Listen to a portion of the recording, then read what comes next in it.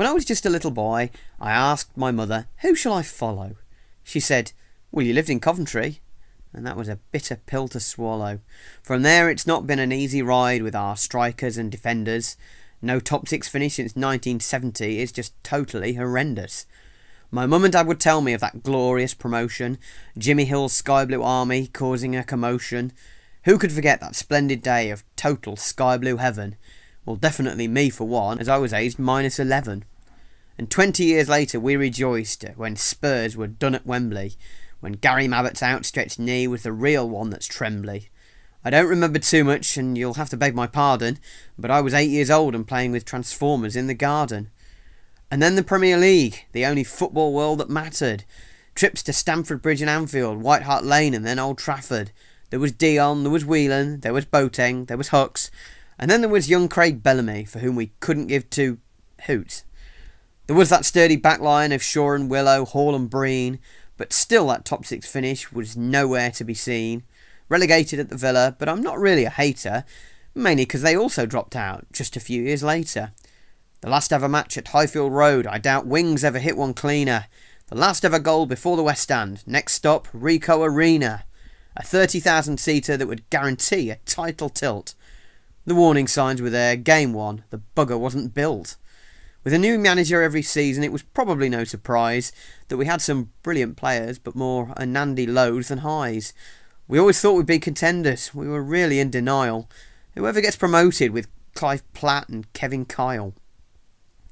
And then relegated once more and down to the third tier. Andy Thorne and Hewish Park for game number 1. Oh dear. Again we threatened, fell away, again. It never really helps when you're starting back on -10. We all remember Sixfields, that was the real abuser. Fans watching their own team branded as scabs, traitors and losers. Such a shame that so many didn't ever get to peruse a team built with Callum Wilson, Leon Clark and Frankie Musa. And then again 2 years later, we'd surely got it in the bag. But after the new year, it all predictably started to sag. The hurt of that season is still raw. It caused such emotional damage. From Armstrong's goal at Millwall through to Stephen Hunt and Peter Ramage. And then on to last season, and a mess that was unholy. 4 managers, 1 away win, pigs on the pitch and Kevin Foley. At least we went to Wembley and that cheered everyone up for a nervy win over Oxford in the new Who Gives a Crap Cup. The fans are still so passionate. No one could say that they don't care, but all they've seen is a faltering team that's fallen deeper into despair. They've given so much time and money travelling here and there. The only other thing they've got left to give is a cathedral going spare. We don't own our own home, and that fact really does bug me. The Rico's been infested by a plague of insect rugby. Perhaps we'll finally move away and go play at the Butts, and all be absolutely chuffed when the city centre shuts. And while everyone else enjoys the annual Christmas shopping, all Cov do in the new year is sell and watch crowds and points go dropping. And while most other teams' owners seem to at least enjoy their sport, ours never go to home games and instead prefer the courts.